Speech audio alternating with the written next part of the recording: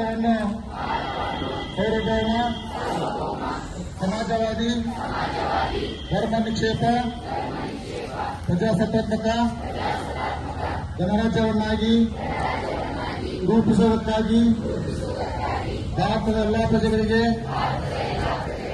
ಸಾಮಾಜಿಕ ಆರ್ಥಿಕ ಮತ್ತು ರಾಜಕೀಯ ನ್ಯಾಯವನ್ನು ವಿಚಾರ ಅಭಿವ್ಯಕ್ತಿ ನಂಬಿಕೆ ಮತ್ತು ಉಪನಯ ಸ್ವತಂತ್ರವನ್ನು ಸ್ಥಾನಮಾನ ಮತ್ತು ಅವಕಾಶಗಳ ಸಮಾನತೆಯನ್ನು ದೊರೆಯುತ್ತೇವೆಂದು ಮಾಡುವುದಕ್ಕಾಗಿ ವ್ಯಕ್ತಿಗೌರವ ದೇಶದ ಏಕತೆ ಮತ್ತು ಸಮಗ್ರತೆಗಾಗಿ ಎಲ್ಲರಲ್ಲಿ ಭ್ರಾತೃತ್ವ ಭಾವನೆಯನ್ನು ಮೂಡಿಸುವುದಕ್ಕಾಗಿ ದೃಢ ಸಂಕಲ್ಪ ಮಾಡಿ ನಮ್ಮ ಸಂವಿಧಾನ ಸಭೆಯಲ್ಲಿ 1947 ಇಸ್ವಿಯಲ್ಲಿ